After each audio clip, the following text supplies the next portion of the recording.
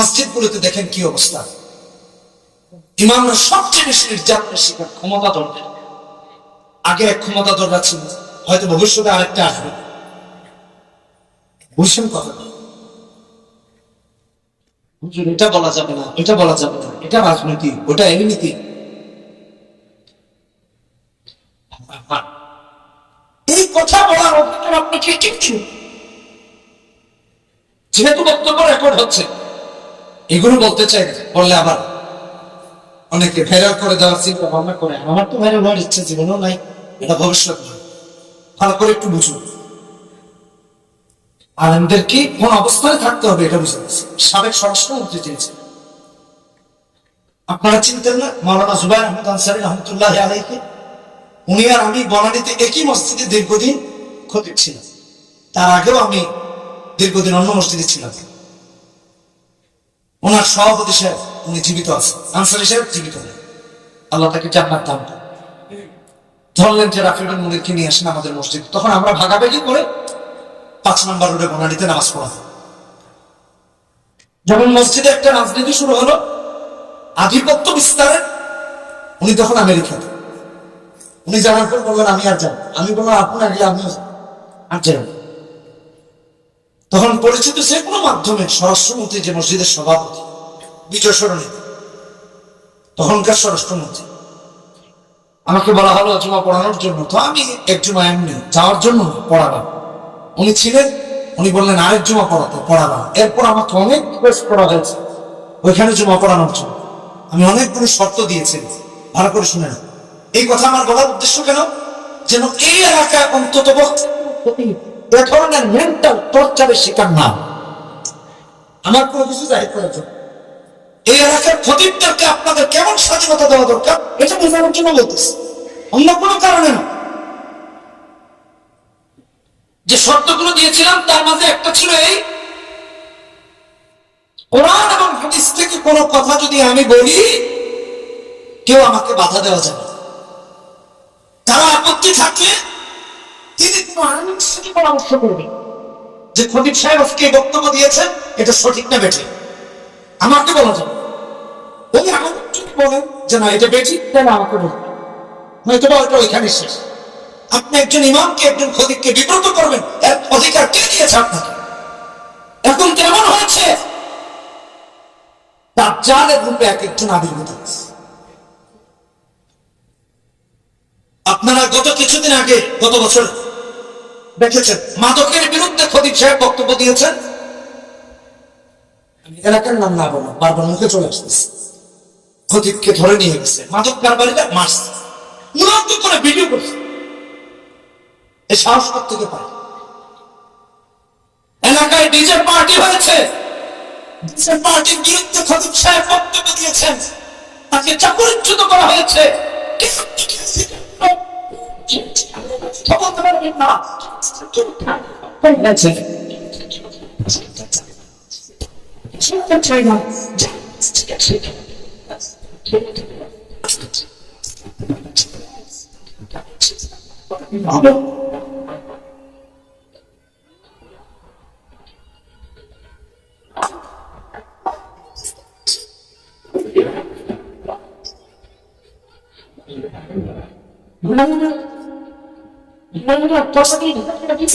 আমি এখানে আরেকটা দৃষ্টান্ত ক্রিয়েট করতে চাই। আপনারা একজন এদেশের খ্যাতিমান মুফাসসিরকে চিনেন, দেলাওয়ার হোসেন সাইদি রাহিমাহুল্লাহ। ভালো করে একটু বুঝেন, ওনার যখন ফাঁসির রায় দেওয়া হলো, মুফতি আমিন রহমতুল্লাহ আলাইহি তখন গৃহবন্দী, এটা অনেকে জানে, লালবাগ জামিয়ার বাইরে যেতে পারে। সর্বশেষ সাংবাদিক সম্মেলন তিনি গৃহবন্দী অবস্থায় করেছেন। কারণ মনে থাকলে আছে, না থাকলে একটু খোঁজ নিয়ে দেখবেন, কিন্তু পত্রপত্রিকা গুগলে আছে। এবং বলেছিলেন কার সাথে আমার রাজনৈতিক মত পার্থক্য আছে বা আকীদাগত, এটা ভিন্ন বিষয়, কিন্তু একজন মানুষকে নির্ভর দিয়া এই দেশে ফাঁসি দেওয়া হবে, এটা হতে দেওয়া যায়। মনে আছে? অনেক বড় মেসেজ। তখন যদি সবাই গর্জে উঠতাম, তাই এরপরে 13 সাল 18 সাল আলেমরা যে নির্যাতিত হয়েছেন তার কোনো পটভূমি এই দেশের হতো, আমরা সঠিক সময়ে সিদ্ধান্ত নিতে পারি। আমিন রহমতুল্লাহ আলী বুঝেছেন, সবাই বুঝে। এটা আমাদের সমস্যা। 2 জুমা পড়ানোর পর স্বরাষ্ট্রমন্ত্রী আবার যোগাযোগ করালেন। আমি বললাম না, আমার শর্ত মানতে হবে নয়তো। উনি আমাকে শর্ত ছেড়ে আসতে বললেন। আমি বললাম প্রশ্নই আসে। এই হলো দরবারি আর বেদরবারির পার্থক্য, একটু বোঝাইতেছি। আমি সাহেব রহমতুল্লাহ আলাইকে দেখেছি বড় বড় লোকরা গিয়ে বসে থাকতো, এমনকি টাকা পয়সা নেই, পাত্তা দিত না। আর এখন দেখি আমরাই গিয়ে বসে, এখন আমরাই গিয়ে বসে একাধিক মন্ত্রীদেরকে, ওনারা মন্ত্রী হয়েছেন পর, ইমাম ছিলাম আমি আগে, যে কোনো উপায় পিছনে নামাজ পড়েছেন, সচিব, আইজি, ডিআইজি, কত মানুষ কোথায় কোনোদিন কারো কাছে কোনো কারণে যায়নি, কোনোদিনও। শুধু নামাজে গিয়েছি, বের হয়ে আসছে। এখনো মসজিদে আমার এই রুলস, যারা মাহফিলের জন্য যোগাযোগ করেন আমি সবাইকে বলি কেউ আমার মসজিদে যাবে, কারণ আমি যাই জুমাতে চলে আসি, এক জুমা বায়ান দিয়ে আজকে টেনশনে থাকি আগামী জুমা চাকরি আছে কিনা। বাস্তব কথা, চাকরি আছে কিনা। মাঝে মাঝে আমার মহসিন সাহেবকে জিজ্ঞেস করে পাবেন, ফোন দিয়ে জিগাই আমি কি আছে কিনা। হুজুর কি কর, আমি বললাম না একটু জানা দরকার আছে, থাকলে গিয়ে কামাকা কারে নামাজ পড়ে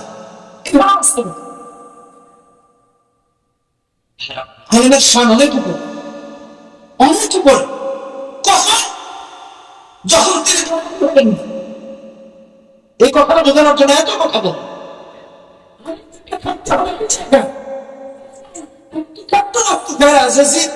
নামাজ পড়ছে না, জুমায় একদিন আইসা পিছন থেকে লোক মাঝে হুজুর কেরাতটা এত লম্বা করছেন কেন তোমার। আমি ওখানে ঢাকা শহরে বড় বড় মসজিদ 15 বছরের এই অভিজ্ঞতা আছে। গত বছর মসজিদের গেটে নাকি দাঁড়ায় দাঁড়ায় সমালোচনা করতেছে, হুজুর মনে হয় 26 রাব্বিকাল আলা ছাড়া আর কোন সূরা পাবে। বুঝেছি মানে সমালোচনার ধরন কেন। যদি আমি সবসময় এই সূরা পড়ি, আরো তো 2টা সূরা মাসনুন আছে, আছে না? সাব্বিহ ইসমা রাব্বিকাল আলা, আতাকা হাদিসুল গাশিয়া, সূরা মুনাফিকুন, সূরা জুমা সব পড়ি, কিন্তু ওইটা ওই যে অনেকদিন পরে শুনে মনে করে হুজুর মনে খেলে আর কোন সূরা টুরা পাবে। মানুষের সমালোচনার চিন্তা, পিছনে যে সমালোচনা হয় এটার অবস্থান বলতেছে, চিন্তা করেছেন? সে জানে না তোমার মাসনুন কেন, সে সমালোচনা করতেছে। তো আমি জিজ্ঞেস করা হবে এই মসজিদে আমি কেন যাবো না, স্বরাষ্ট্রমন্ত্রী আছেন, এটা তো কতজন আসতে চায়। আমি বললাম আমি চাই না আমার কারণে স্বরাষ্ট্রমন্ত্রী ইমান চলে যায়, কারণ আমি একটা বয়ান করবো, উনি করবেন হুজুর খতিব সাহেব এই ওয়াজ এই টপিক বাদ দেন, এটা যদি কোরআনের হয়, এটা হাদিসের হয়, তাহলে তোমার ইমান চলে যায়। কোরআনের কথায় বাদ দেন, টপিক চেঞ্জ করেন, এটা রাজনৈতিক, এটা অমুকনীতিক, এটা দেখার বিষয় না। কার কি এটা না, কোনটা সমাজনীতির সাথে মিলেছে এটা দেখার বিষয় কোরআন নয়, কোনটা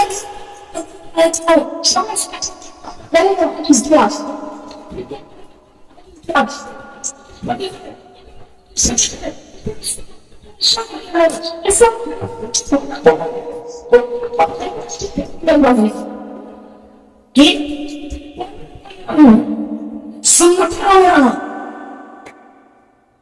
মসজিদে এসে খালি হুজুর রাজনৈতিক বক্তব্য দিবেন, এটা এতদিনের একটা কালচার হয়ে গেছিল গত 17 বছর। সব হুজুরের লোক এসে হুজুর রাজনৈতিক কথা বলেন, রাজনৈতিক কথা বলবেন তো কি বলবে, রাসূল সাল্লাল্লাহু আলাইহি ওয়াসাল্লাম রাজনীতি করেছেন না? আপনার রাজনীতি পরিশুদ্ধ করুন, ইমামের রাজনীতি পরিশুদ্ধ করতে নিজের রাজনীতি পরিশুদ্ধ করুন।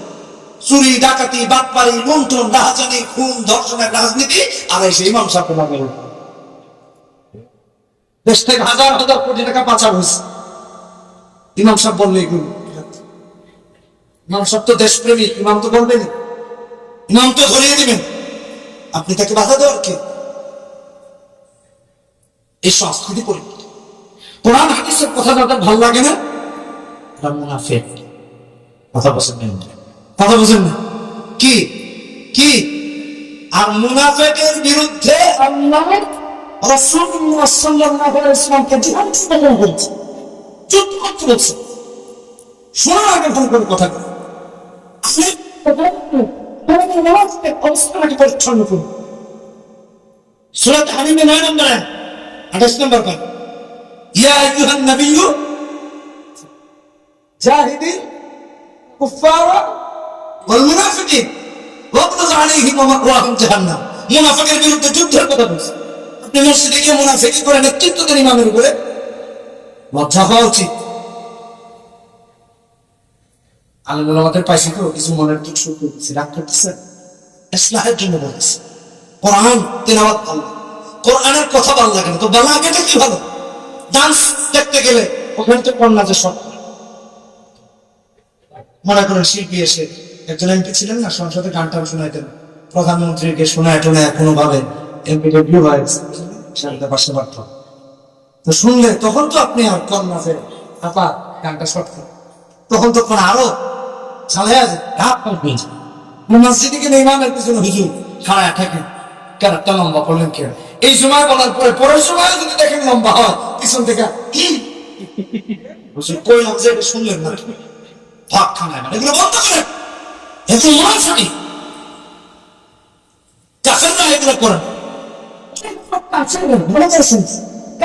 সারা আরব নবীজির থেকে কোরআন শোনার জন্য দাঁড়িয়ে থাকতো ঘরের মধ্যে, সকাল করে দিত। মুফতি আমিন রহমাতুল্লাহ আলাইহি একটি কিতাব লিখেছেন তিলাওয়াত করে, ওখানে তিনি এই দৃষ্টান্ত এনেছেন। একই সাথে সিরাত ইবনে হিশামের প্রথম খণ্ডে 315 নম্বর পৃষ্ঠাতে এসেছে, আবু জাহেল ইবনে হিশাম, আবু সুফিয়ান ইবনে হারব, আখনাস, তিনজনই বড় বড় নেতা। নবীজি যখন রাতের আঁধারে কোরআন পড়তেন, রাসূলুল্লাহর বাড়িতে ঘেরাও করে সারা রাত কোরআন শুনে পাঠ করতেন। তিনজনই নেতা, ভালো করে মাথায় রেখে। আর আমরা মসজিদে গেলে পিছন থেকে হুজুর তাড়াতাড়ি করেন, তাড়াতাড়ি দ্রুত মেরে রাখেন। আমার মনে আছে আমি যখন খতিব হই তখনও মুস্টুস দাঁড়ি হালকা পাতলা অত বেশি, তাও লালবাগ জামিয়া আর বড় কাটানোর মাঝখানের এক মসজিদ উর্দু রোড জামে মসজিদ। যারা ব্যবসায়ী আছেন তারা জানেন, ওখানে তো গার্মেন্টস চক বাজার তো ব্যবসায়ী বিশাল কেন্দ্র, মসজিদও বিশাল ঐতিহ্যবাহী মসজিদ। ওখানে তখন জমা পড়া, এই কথা বলার উদ্দেশ্য আরো আগে। যখন হাফেজ হলাম মুস্তুস্ত না, বিভিন্ন জায়গায় ইন্টারভিউ দিতে যেতাম গ্রাম, ঢাকা শহরে এই ছেলে করবে না ইন্টারভিউতে ঠিক লিখি আর না ঠিক লিখি, তো গ্রামে গ্রামে যেতাম তারা পড়ানোর জন্য যেন টিকি, কারণ গ্রামে একটু রেহায়াত করে। আচ্ছা ঠিক আছে পুরোটা পড়া। বিভিন্ন জায়গায় গেলে তারা ইন্টারভিউ যদি হদর হতো পছন্দ, হ্যাঁ এই হুজুর চলবে, ঠিক আছে চলতেছে সুবিধা। কেন চলবে না? এত ধীরে ধীরে তেলাওয়াত চলবে, চিন্তা করছেন? হদর চলবে, কেমনে চলবে? তো পাশের মসজিদে 1 ঘন্টা লাগে তারাবি, আমাদের 45 মিনিটে দিতে হবে। কোরআন শোনার ক্ষেত্রে হলো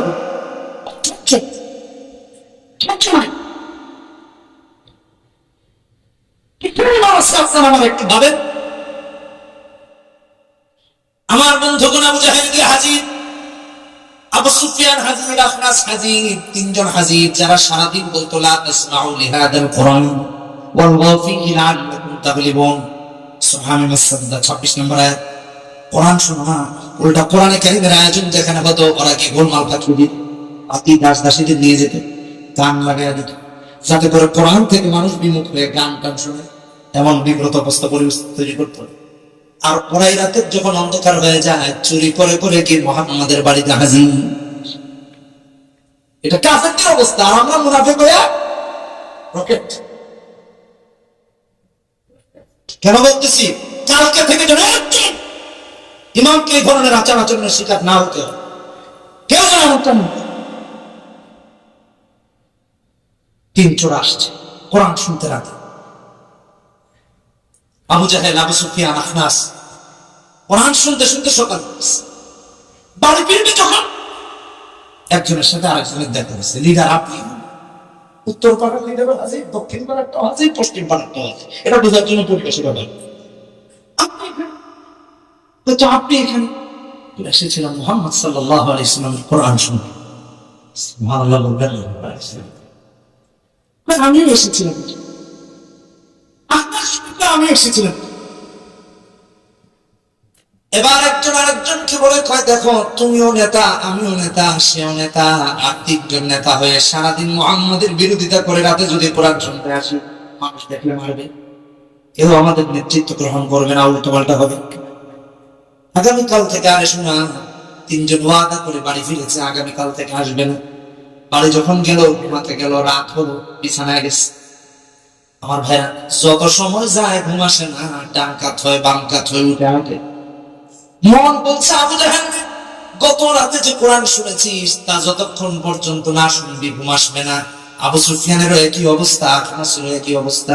তিনজন যেহেতু ওয়াদা করেছে আর কোনোদিন আসবে না, আবু জাহেলের মনে মনে আসলো, আখনাস আর আবু সুফিয়ান যেহেতু আজকে আসবে না, তাহলে আমি একা একা গিয়ে একটু শুনে আসি।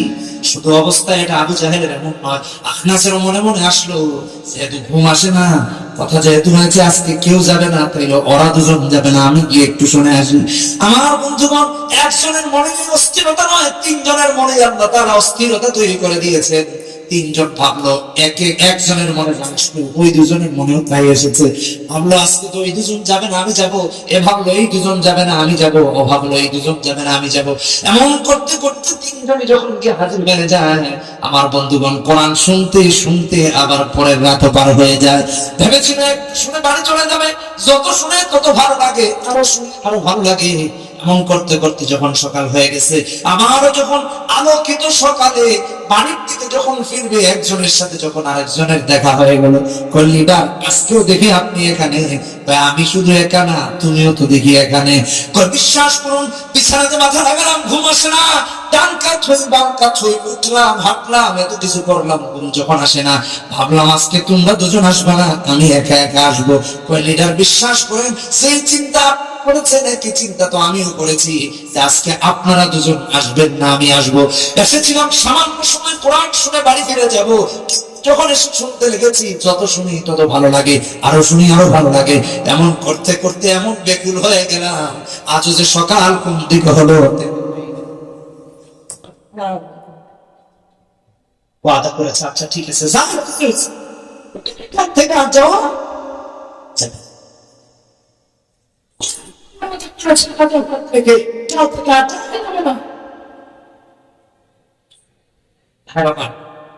ভলেন্টিয়ার এবং কর্তৃপক্ষের কাছে বা ডেকোরেশনের দায়িত্বে যারা আছেন, ডেকোরেটরস, আমি তাদেরকে একটু বলবো, পেছনের পর্দাটা উঠিয়ে দিলে অসুবিধা হবে কিনা বুঝতেছি না, তাহলে মানুষ ওদিকে যেতে পারে। হ্যাঁ, ওদিকে যেতে পারে, পিছনের পর্দাটা খুলে দিন একেবারে, তাহলে সবাই ওইদিকে যেতে পারবে। এখানে তো জায়গা নাই, বামে আসা ছাড়া তো আর মানুষের। পিছনের পর্দাটা উঠিয়ে দেন, খুলে দিন, কর্তৃপক্ষের যারা আছে, তাহলে ওদিকে দাঁড়াইলে মানুষ দাঁড়াইতে পারে, আর এদিকে আসা ছাড়া তো আর উপায়। আচ্ছা, মনোযোগ দিয়ে আমরা বুঝি। তিনজন ওয়াদা করে বাড়ি গেছে, কাল থেকে আসবেই না। আল্লাহকে আজকেও যাবি, এটা কোরআন। এটা কি? এটা কি? ওমা ইয়ানতিকু আনিল হাওয়া ইন হুয়া ইল্লা ওয়াহয়ুন ইউহা, ইন্নামা হুয়া শাদীদুল কুওয়া, তানযীলুম মির রাব্বিল আলামিন। আল্লাহ বিভিন্ন সূরাতে বিভিন্ন ভাবে বলেছেন। তিনজন ওয়াদা করেছে আর আসবে, পরের রাতে একই হাত, অশান্তি মন দিয়া পরের রাতে আসছে কোরআন শুনতে। পরের রজনীতে যখন এসে কোরআনে কারীম শুনতে শুনতে রাত যখন পার করে দিয়েছে, তিনজন মিলে আবারও মিটিং করে, কোনো কিছুই তো আমাদেরকে বাধা দিয়ে রাখতে পারে না। সেই ঘুরে ফিরে তুমিও আসো আমিও আসি, সেও আসে, কোন জিনিস আমাদেরকে এত আকৃষ্ট করলো? একজন আরেকজনকে কয়, দেখো আমরা মুহাম্মদকে কেউ বলি জাদুঘর, কেউ বলি কবি, কেউ বলি গণক, কেউ বলি বিভ্রান্ত, কেউ বলি বিপদগামী। বিশ্বাস করো, মুহাম্মদ যদি আল্লাহর রাসূল না হতেন, আর কোরআন যদি আল্লাহর কালাম না হতো, শুনতে এত ভালো লাগা কখনো কাজ করতো না।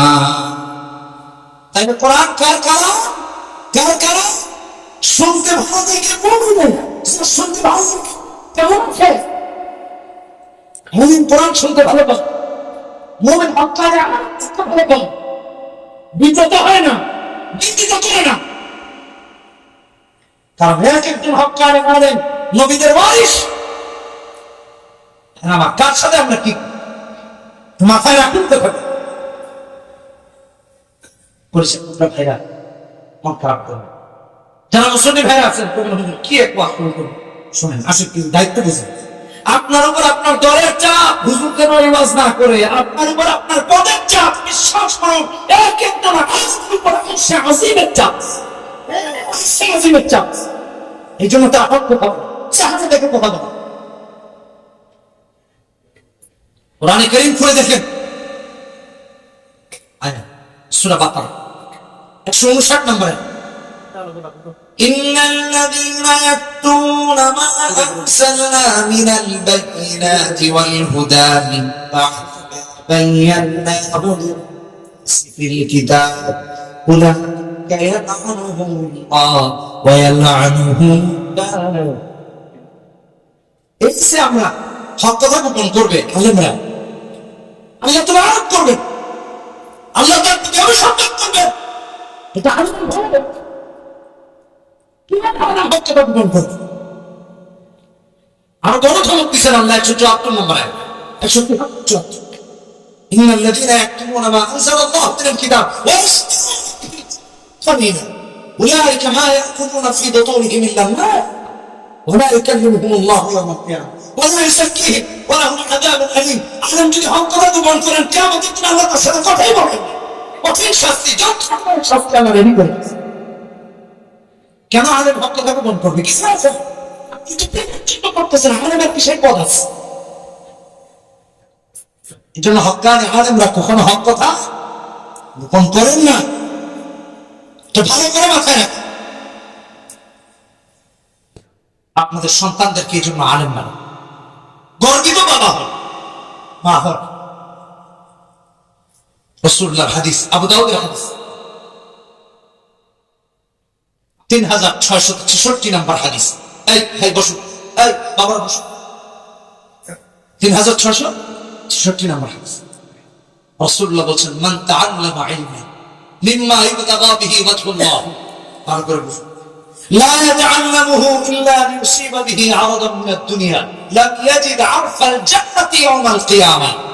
যে আলেম আপনার মতো পদের জন্য, যারা গিয়ে আলেমের কন্ট্রোল করতে চান, আপনার মতো রাজনৈতিক ক্ষমতার জন্য, আপনার মতো সুবিধা পাওয়ার জন্য যদি কোনো আলেম অর্জন করে কিয়ামতের দিন সে জান্নাতের দ্বার দেবে।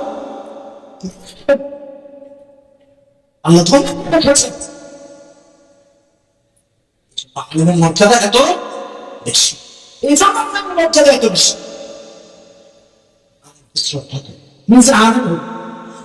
আলেম আছে তারা কারো রক্ত চক্ষু থেকে ভক্ত থাকে বঞ্চনা যাবে না। কথা বলেন ঠিক কিনা বেঠিক? সব সময় মাথায় রাখবেন এগুলো হবে ভাইরা আমার। বিগত দিনগুলোতে কি না হয়েছে বলে, ঢাকা বিশ্ববিদ্যালয় দুঃখজনক। আমি গতকালকে ক্লাবের রিপোর্ট দেখলাম, আমি আমার ফেসবুকে শেয়ার করেছি। বেগম রোকেয়া বিশ্ববিদ্যালয়ে 16 বছর নাকি মেয়েকে আজান। চিন্তা করেছেন দুঃখের কথা? কারণ লন্ডনের মতো জায়গায় হোয়াইট চ্যাপেলে আমার নিজের কানে শুনেছি আজান হচ্ছে, ইস্ট লন্ডন মসজিদে মাইকে আজান হচ্ছে। বিভিন্ন এজেন্সির প্রেশারে আর মেন্টাল টর্চারের কারণে গত 20 মে আমিও দেশ ছাড়ছি। সর্বশেষ চিন্তা করছিলাম এছাড়া কিছু না হইলে চলে যাও, কারোর সাথে নিজের দিয়া ইসলামকে বন্ধক দিয়া ওয়াজ করার দরকার।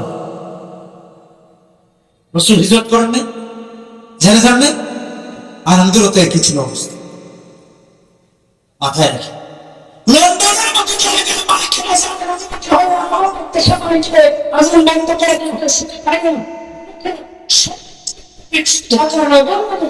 বিশ্ববিদ্যালয়, ঢাকা বিশ্ববিদ্যালয়ে যত আয়োজনে কোরআনের প্রথমে কারি সাহেবকে রক্তাক্ত করা হয়েছে, চিন্তা করা যায়? যে বিশ্ববিদ্যালয়ে কোরআনের ডিপার্টমেন্ট রয়েছে, হাদিসের ডিপার্টমেন্ট রয়েছে, ডিপার্টমেন্ট রয়েছে, বিশ্ববিদ্যালয়ে যাবে না, আন্দোলন করতে হবে।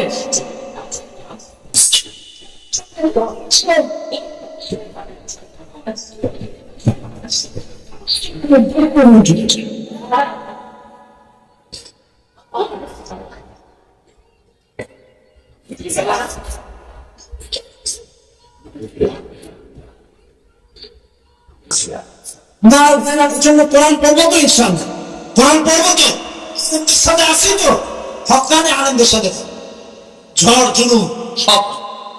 আমি আপনাদেরকে একটু উদাহরণ, ইমাম আহমদ ইবনে হাম্বল রাহিমাহুল্লাহ নাম শুনেছেন না? ভালো করে একটু বুঝি, ভালো করে মাথায় রেখে। কেমন ছিল?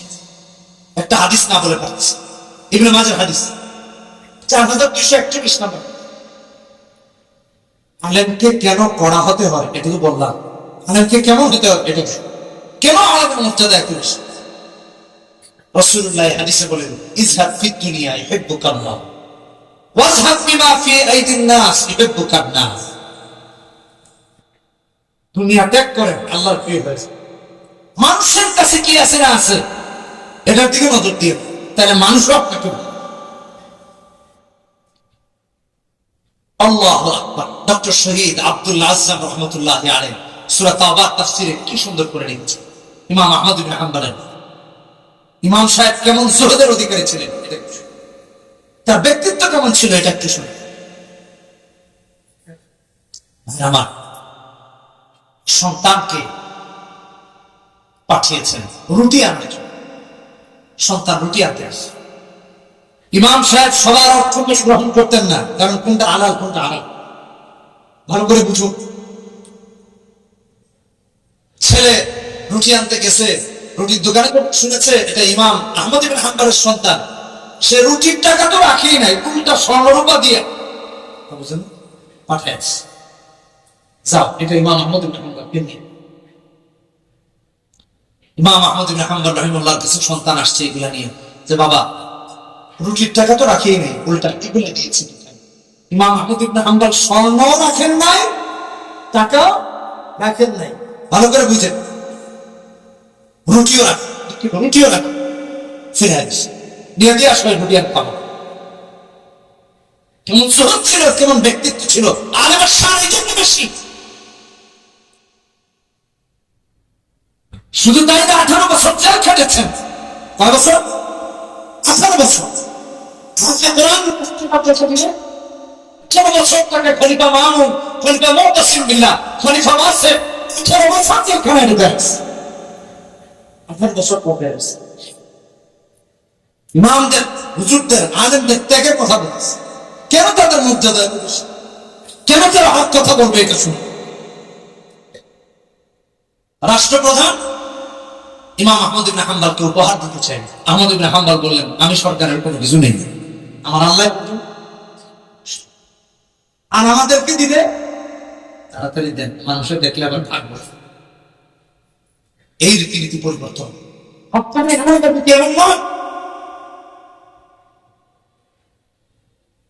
আল্লাহ আমাদেরকে মাফ করুন। এই 17 বছর কম ঝড় জুলুম যায় না,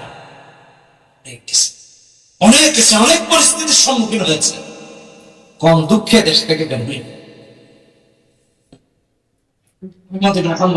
ফিরিয়ে দিয়েছে। ওনার সন্তানরা রাষ্ট্রীয় সম্পদ গ্রহণ করার কারণে হাম্বল সন্তানদের সাথে সম্পর্ক ছিল,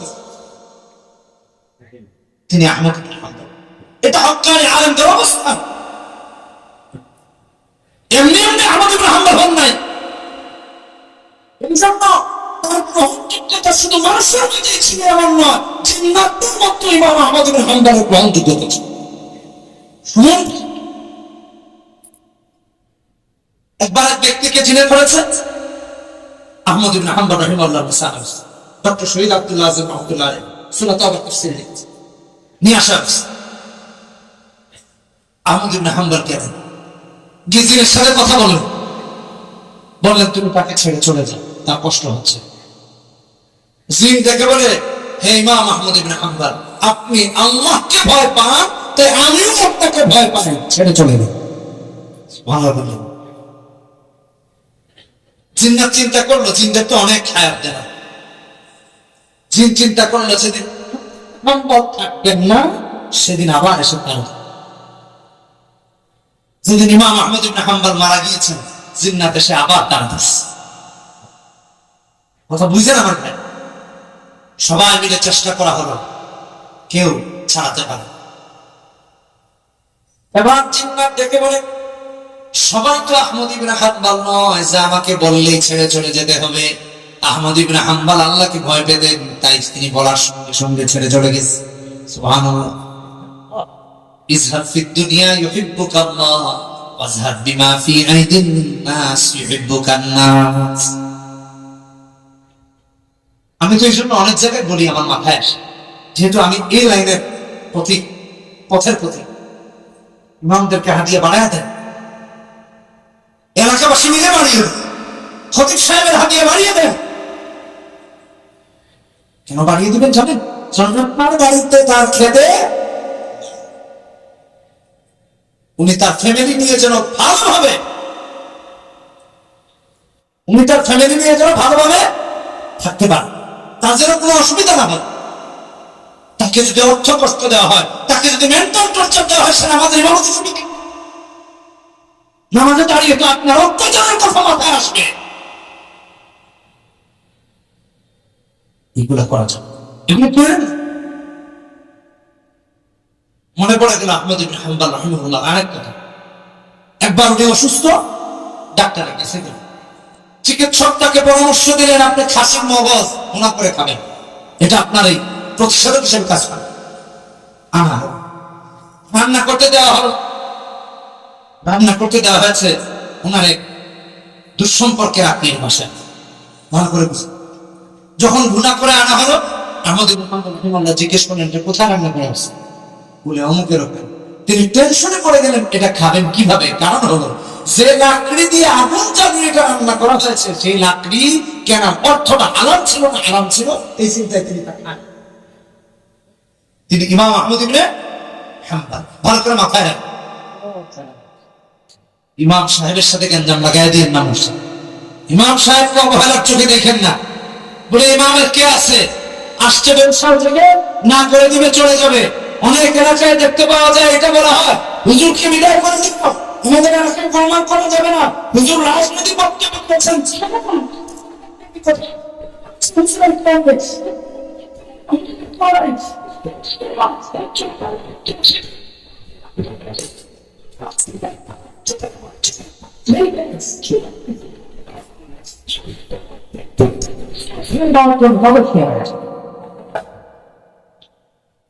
আমিনের আহমদুল্লাহ শেষ বুখারী দর্শে লালবাগকে আমি এই জন্য বলছি, জালেমরা জুলুমের মাত্রা বন্ধ করো। তোমরা মনে করতেছ আমাদের কেউ নেই? সব আদালত আমাদের বন্ধ হয়ে যেতে পারে। রাসূলের রওজায় আছড়ে দিয়া বিচার করে, হাসরের মাঠে তোমাদের বিরুদ্ধে অভিযোগ দেয়। অসহায় ভাই, আল্লাহ আমাদেরকে বোঝার তৌফিক দান করুন। আলেমের মর্যাদা এই জন্য বুখারীর বর্ণনা হাদিস, রাসূলুল্লাহ সাল্লাল্লাহু আলাইহি ওয়াসাল্লাম বলেছেন, 5027 নম্বর হাদিস, মান ইউরিদু খায়রুকুম মান তাআল্লামা আল কুরআনা ওয়া আল্লামা। যে কোরআন শেখায় এবং শেখায় তার মর্যাদা অনেক বেশি, আকাশটুকু। এর জন্য যারা হক্কানি আলেম পাইছি, তার বিরুদ্ধে খালি রাজনীতি লাগায় দেয়, তার টিকে রাখে, তারে ধরে রাখে। এলাকাবাসী তাকে সহযোগিতা করুন, কথা বলুন, ঠিক কিনা বেঠি? নাকি ষড়যন্ত্র করবে? সহযোগিতা করুন। যুগে যুগে ষড়যন্ত্র হয়েছে আমার ভাই, এখন আর ষড়যন্ত্রের যুগ নয়। এখন তাদের কাম দিয়ে আগামী বাংলাদেশকে ইসলামী বাংলাদেশ করার স্বপ্ন দেখতে হবে। কথা বলুন, ঠিক কিনা বেঠি? ষড়যন্ত্র হয়েছে, হচ্ছে, হবে। আপনাদেরকে আরেকটু আগে নিয়ে যেতে চাই। আলেমুল আমাদের কথা যেতে বলছে, আলেমদের অবস্থান থেকে 1954 মিশরের ইতিহাস। তৎকালীন মিশরের আল আজহার বিশ্ববিদ্যালয়ের যারা প্রধান হতেন, তারা আরব বিশ্বের সবচেয়ে যোগ্য ব্যক্তিরা হতেন, মুত্তাকিরা। মিশরে আলেমদের বিরুদ্ধে ষড়যন্ত্র দেখা দিল, এক আলেমের ফতোয়া দিয়ে আরেক আলেমকে ধরা হয়। ভুলে যায় না, গত 15টি বছর 17টি বছর এই ষড়যন্ত্রই করা হয়েছে। এক হুজুরের পকেটে ঢুকেছে, আর এক হুজুরের পকেট থেকে এগুলো করে করে আলেমদেরকে দিনের পর দিন জেল খাটানো হয়েছে। মিথ্যা মামলায় জেলে রাখেন। কি অপরাধে তিনি জেল খেটেছেন? কি অপরাধে শত শত আলেমরা জেল খেটেছেন? একটাই অপরাধ, তারা আল্লাহ কারণে উঁচু করে ধরতে চেয়েছেন। একটাই অপরাধ, তারা কোরআনের দাওয়াত উঁচু করে ধরতে চেয়েছেন। একটাই ছিলেন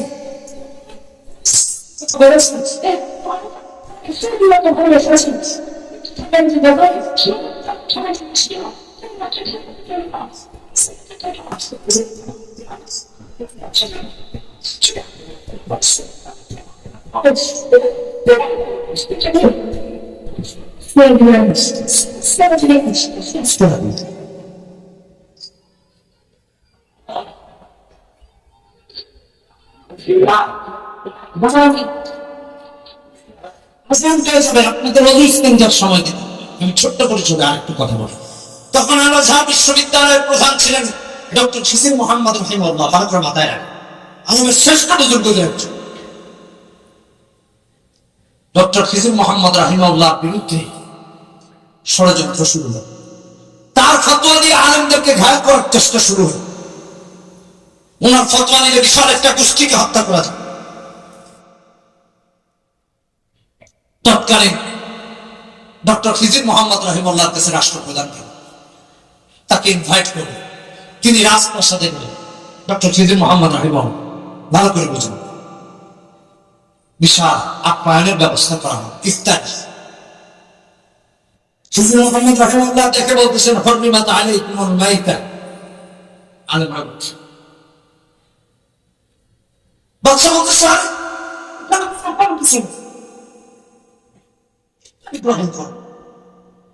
খিজির মোহাম্মদ রাহিমাহুল্লাহ বললেন, হরমিমাত আলাইকুমুল মাইতাতু।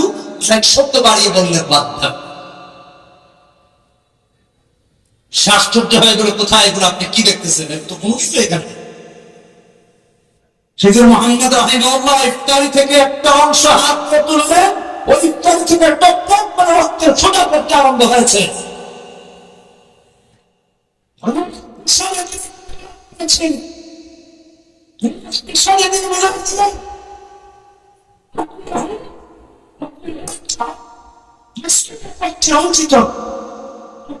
জুলুম করছেন, যে হাত দিয়ে জুলুম করা হয়েছে, যে হাত দিয়ে হত্যা করা হচ্ছে,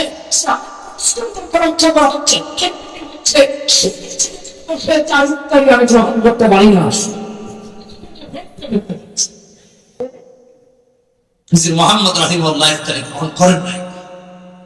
আর আমার দুঃখে দু চারটা কথা না করলেন। আমি ক্যামেরা না থাকলে কথা বলতে বেশি স্বাচ্ছন্দ্য বোধ করি, ক্যামেরা থাকলে বিব্রত বোধ করি। অনেক আলেমদের চাকরি চলে গিয়েছে বড় বড় মসজিদে। একটু শুনে, আমাকে বলা হয়েছে, আমি তো তখন পালাই আছি, অন্য এলাকায় গিয়েছি। এক এলাকার, ওই এলাকার এক খতিব, বড় মসজিদ, বড় খতিব, আমি নাম দিচ্ছি না। আমাকে বলা হলো, এই মসজিদের খতিব আপনি হন? বললাম, প্রশ্নই আসে না। খতিব সাহেবকে কি কারণে মসজিদ থেকে গ্রেফতার করা হলো, আপনাদের ভূমিকা কি? বলে, রাজনৈতিক কারণ।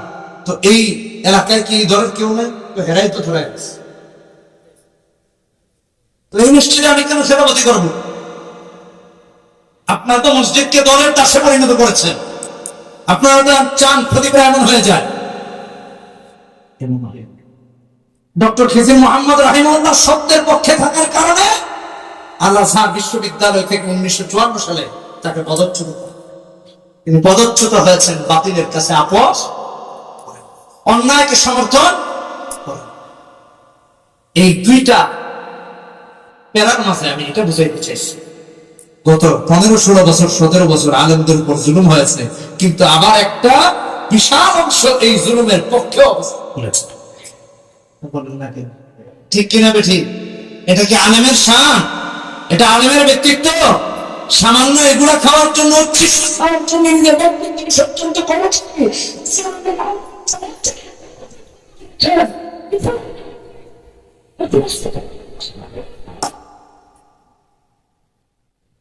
যারা আনন্দের পক্ষে কথা বলতে পারে নাই, যারা মূল পক্ষে কথা বলতে পারে নাই, তাদেরকে সাথে নিরাপদ এমন হুমকি ধামকি আমাকে দেওয়া হয়েছে। আমি বলেছি ওয়াজ করবো না, রিক্সা চালাই। আল্লাহ দিনের এত খারাপ সময় আসে নাই যে আমাকে ওয়াজ করতে হবে, অফিস করে ওয়াজ করতে হবে, সব বন্ধ করে দেবো। কি হয়েছে? আল্লাহ হাত পা দেন নাই? আপনারা আল্লাহ চাই হাত পা দিচ্ছেন, আমাদের কি একটা কম দিচ্ছেন নাকি? ইস্তেকামত, ইস্তেকামত থাকে, কোন বাতিলের কাছে মাথা নত করেন ভালো করে মাথায়। এরপর যাদেরকে সরকার মনে করছে যে এরা কাজে লাগে আমাদের ফাঁসি দেওয়া যাবে, তাদেরকে কাজে লাগিয়ে সৈয়দ কুতুব শহীদ রহমতুল্লাহ আলাইহি ফাঁসি পর্যন্ত শরীর ইতিহাস পড়ল। 21 আগস্ট ফাঁসির রায় দেওয়া হয়েছে, তারপর তার ফাঁসি কার্যকর করা হয়েছে। কারা ছিল? এক দলকে দিয়ে আরেক দলকে ঘায়েল করা হয়েছে, এক দলকে দিয়ে আরেক দলকে ঢুকানো হয়েছে। এর বেশি আর ইতিহাস বলতে চাই না। বিগত দিন আজ থেকে শিক্ষা, স্বাধীনতার 52-53 বছর হয়ে গেছে, আলেমদেরকে দমিয়ে রাখা হয়েছে, ইসলামকে দমিয়ে রাখা হয়েছে। এখন সময় এসেছে একতা। কথা বলেন ঠিক কিনা বেঠিক?